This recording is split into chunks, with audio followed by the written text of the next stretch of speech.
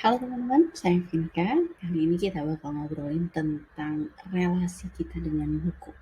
Seperti pertanyaan yang aku jadikan judul di sini, judulnya adalah bagaimana relasinya dengan buku. Emangnya relasi, mungkin membayangkannya relasi adalah antar manusia gitu ya. Tapi menurut saya dengan sesuatu hal, benda, hobi itu juga kita punya relasi. Contohnya nih, di sini saya menuliskan tentang pengalaman saya dengan buku. Menurut saya buku tuh selalu asyik gitu ya. Dia itu seperti teman, teman yang setia, dia juga rekan berpikir gitu ya, yang bahkan bisa dibilang nggak rewel.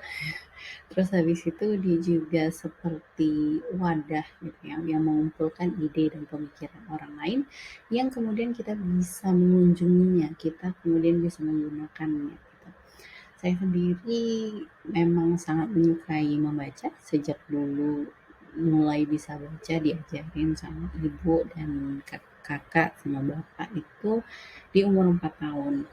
Karena saking cepatnya buku bacaan anak-anak kan biasanya banyak gambarnya dan kurang banyak tulisannya, akhirnya jadi cepet banget gitu habisnya. Gara-gara itu kakak-kakak saya kemudian memberikan novel biar awet lah gitu. Salah satunya yang paling favorit adalah seri Lima Sekawan dari Enid Blyton. Situ biasanya saya sambil makan tuh, sambil nyemil, nyemil mentega, nyemil margarin. Kadang-kadang kalau dilihat lagi, melihat mulai dari dulu awal belajar buku, baca buku gitu ya, saya menyadari ada beberapa tipe relasi yang saya miliki dengan buku. Nah, itu misalnya satu, relasi dengan buku yang saya anggap tidak menarik. Ini sangat subjektif. Jadi saya mengalami atau merasakan bahwa ada kriteria yang bagi saya tidak menarik dan itu belum tentu untuk orang lain tidak menarik juga gitu. Misalnya buku yang saya taruh di sampulnya di sini, di slide ini, bagi banyak orang bahkan bisa jadi The Subtle Art of Not Giving a Fuck itu um, sangat-sangat bermanfaat gitu untuk orang-orang yang memang suka gitu, itu banyak banget dan mereka kaget, "Wah, Vinda udah baca gitu, itu tuh bagus banget," atau ini. Tapi buat saya nggak menarik aja gitu. Saya udah coba di toko buku baca gitu ya kayak 10 halaman pertama, tapi rasanya nggak butuh gitu referensi karena ya buku ini bukan untuk saya. Karena saya udah sebodo amat ya sama sama sesuatu hal yang kalau emang saya nggak peduli ya nggak peduli aja. Jadi memang ada buku-buku yang meski menurut orang lain itu menarik, bagi saya tidak menarik, itu ya ya udah memang seperti itu relasinya. Lalu kemudian ada buku yang harus dicerna. Yang dicerna ini maksudnya harus pelan-pelan gitu ya, kayak dikunyah, dibaca pelan-pelan. Kadang-kadang meski sudah dibaca satu dua kali, tapi nggak benar-benar ngerti juga gitu. Tetapi karena memang sangat penting, karena saya tahu topiknya penting untuk saya kuasai, untuk saya pelajari, maka ya sudah nggak apa-apa ditelan aja gitu bahasanya, dicoba dicerna aja. Karena kadang-kadang baru mengertinya adalah ketika suatu hari nanti gitu membaca perihal lain, kemudian ternyata bisa diaplikasikan atau bisa, oh yang ternyata dulu itu cuma baca teorinya, oh ternyata ini ya kayaknya aplikasi yang tepat. Contohnya yang ada di slide ini adalah buku The Black Swan dari Nassim Nicholas Taleb yang saat ini saya baca sudah 2 bulan kira-kira, tapi belum selesai juga, masih di angka 49% gitu. Tapi nggak masalah, sedikit-sedikit dibaca, kadang-kadang ada yang part yang diulang lagi. Tapi kenapa kok penting? Kenapa topiknya kamu anggap penting, Vin? Karena aku tahu bahwa si Nassim Nicholas Taleb dan khususnya The Black Swan ini kemudian dikutip banyak banget buku-buku lain yang sudah aku baca gitu. Penulisnya mengutip dari buku ini. Jadi ini seperti kayak buku babon atau buku indukan gitu. Saya berusaha untuk mengerti. Jadi nggak masalah meskipun pelan-pelan, tapi tetap diterusin aja. Lalu ada juga buku dengan peringkat gitu ya, peringkat prioritas utama.